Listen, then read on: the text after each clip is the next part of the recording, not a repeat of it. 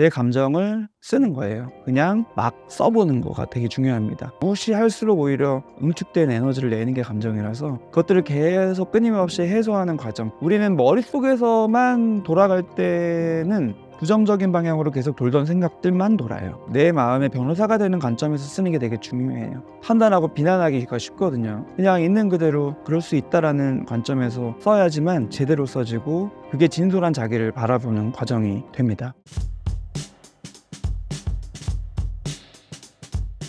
어린 시절 부모님과의 갈등이 자아 형성에 미치는 영향은 무엇인가요? 역시 이제 오해하기 쉬운 게 뭐냐면은 그러면은 내가 예전에 부모님으로부터 그런 경험을 해서 이런 상황이 된 거라면 어쩔 수 없는 거냐?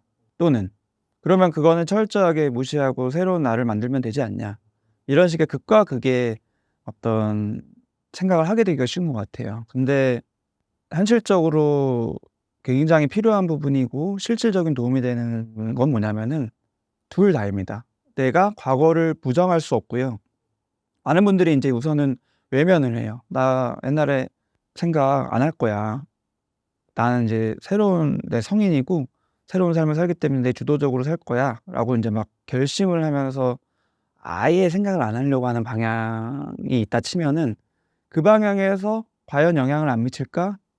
영향을 미쳐요. 왜냐면은 감정이라는 거에 움직이는 게 사람이기 때문에 머리로는 잊어버리려고 노력하고 의식적으로 쳐내려고 하더라도 결정적인 순간에 나한테 영향을 미쳐요, 나의 무의식이 발동해서. 그렇기 때문에 결코 무시해서는 안 된다.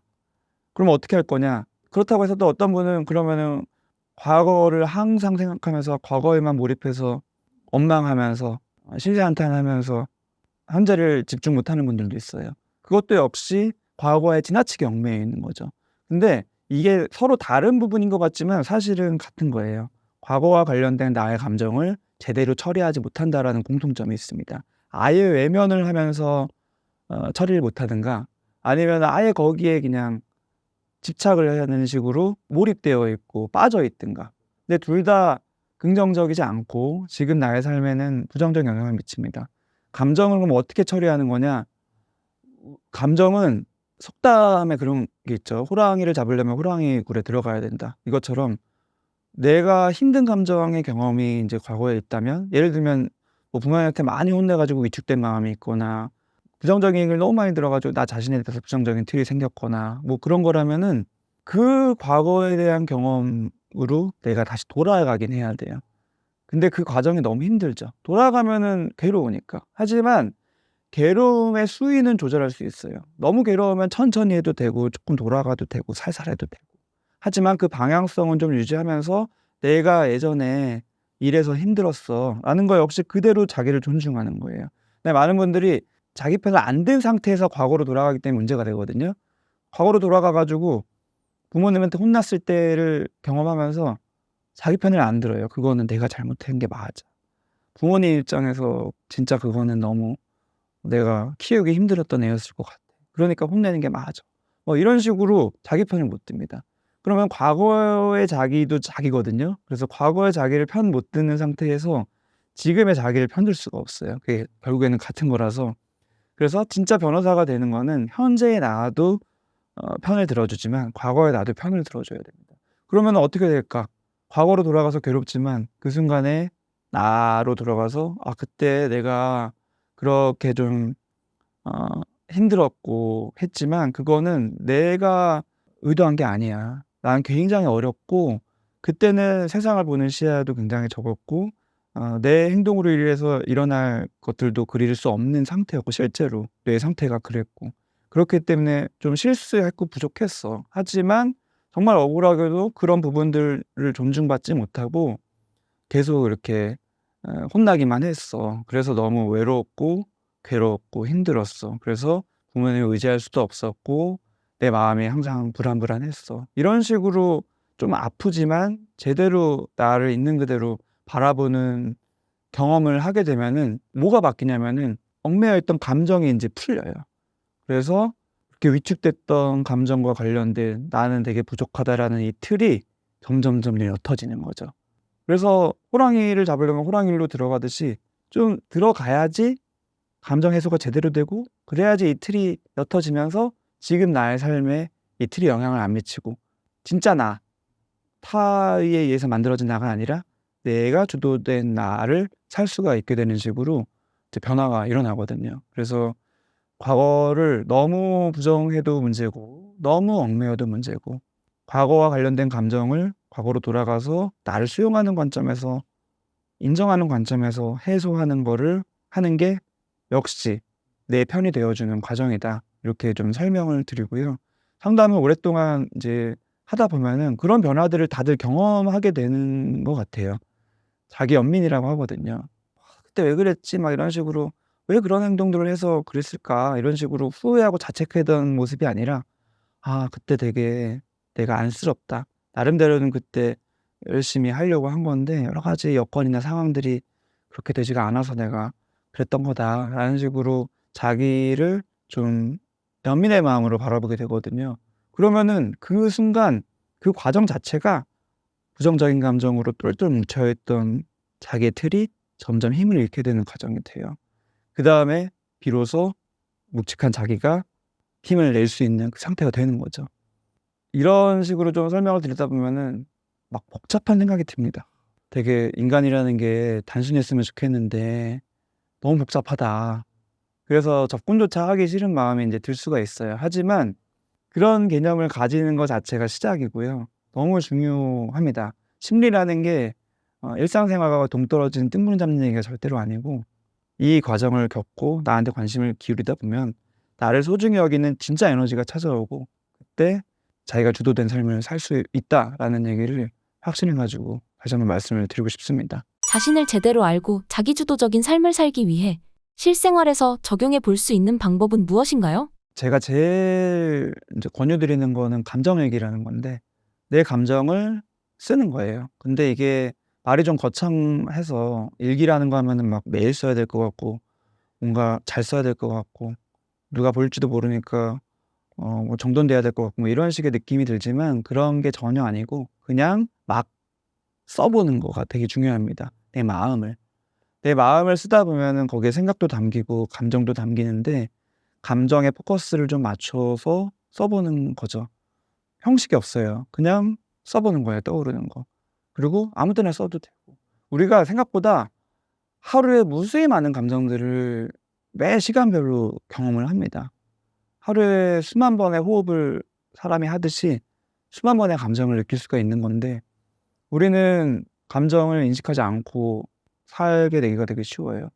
근데 무시한다고 해서 그게 힘을 못 쓰는 게 아니라 무시할수록 오히려 응축된 에너지를 내는 게 감정이라서 그것들을 계속 끊임없이 해소하는 과정, 처리하는 과정, 우리가 하수 처리장에서 오염된 물을 처리하듯이 처리하는 과정을 겪어야 되는데 우리는 그런 과정을 겪지 않고 그냥 계속 안으로 쌓아두기만 하거든요. 그러면 쌓였다가 결국에는 터져 나오는 게 감정이고 에너지라서 그것들을 처리하는 과정으로 제일 추천드리는 게 감정일기예요. 그러면은 "써서 뭐 할 거냐?"라는 질문이 들 수가 있는데 뭐 할 게 없습니다. 그냥 쓰는 그 과정이 중요하고요. 나중에 그거 안 봐도 되고요. 정리하거나 분석 안 해도 되고요. 쓰는 게 무슨 의미가 있냐? 우리는 머릿속에서만 돌아갈 때는 내가 한쪽 방향, 부정적인 방향으로 계속 돌던 생각들만 돌아요. 하지만 씀으로써 이렇게 출구를 바꿔보는 전략을 해 보면은 쪼끔 다른 방면에서도 다양하게 이렇게 좀 폭이 넓어집니다.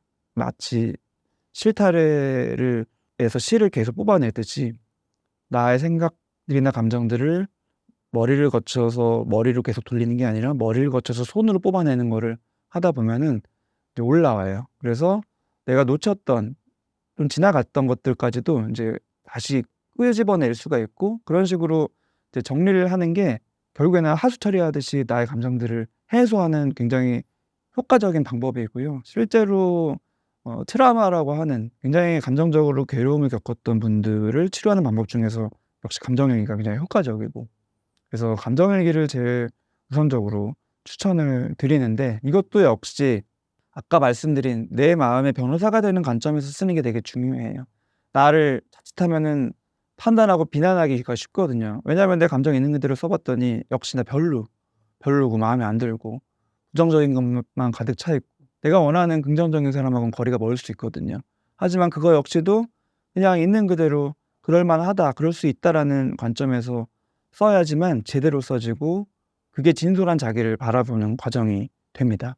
가정 환경이나 부모의 통제로 인해 의존적인 자아를 가진 사람들은 어떻게 자신을 변화시킬 수 있을까요? 요즘에 특히 굉장히 많은 것 같아요, 의존적인 분들이. 의존적이라고 하면은 어감이 좀 좋지가 않은데 사실은 사람은 누구든지 의존적인 부분이 있고요. 또 누구든지 독립적인 부분이 있습니다. 이 두 가지가 서로 균형을 맞춰가는 그 과정에 있는 게 일생이 되는 건데 요즘 시대를 보면은 의존적인 부분들이 필요는 하지만 지나치게 많이 있는 분들이 많은 것 같아요.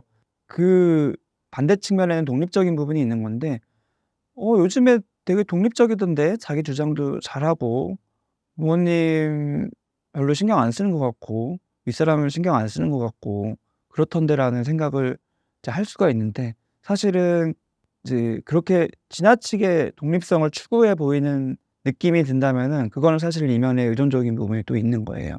진짜 자연스럽게 균형이 맞춰진 사람들은 적당히 의존적이고 적당히 독립적입니다.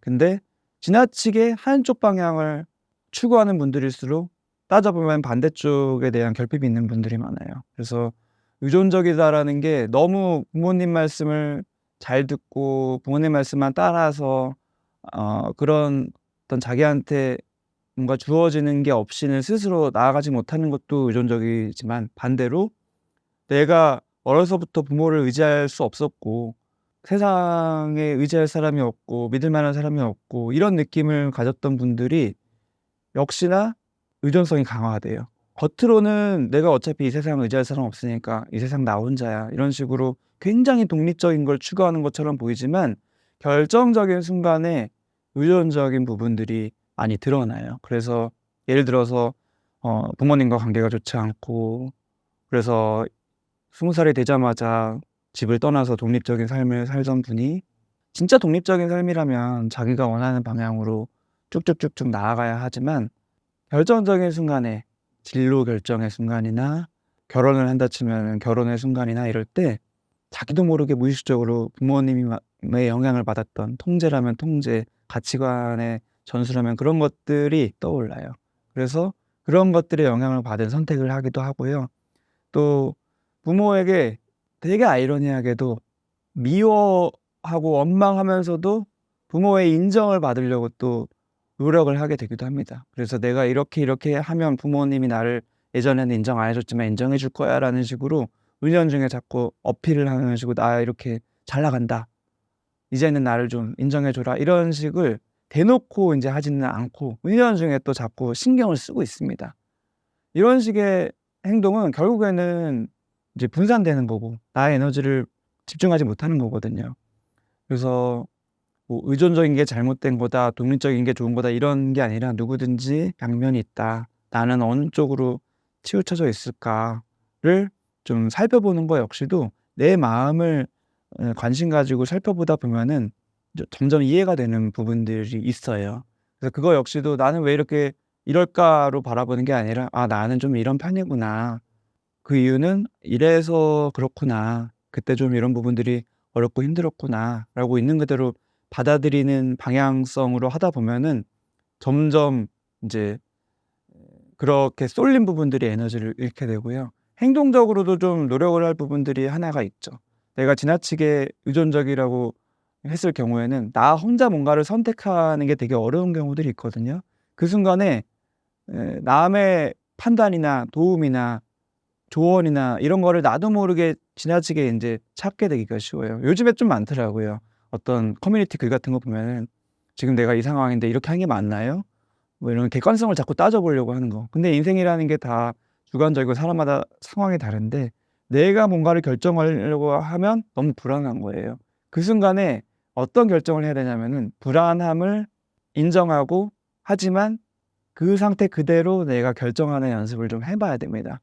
쪼끔이라도 더 안전한 거 리스크를 줄이는 것을 계속 인제 하다 보면은 결국에는 쳇바퀴 돌듯이 계속 남의 시선이나 남의 판단을 의존한 채 독립적인 삶을 살지 못하는 식으로 계속 반복되는 것 같아요.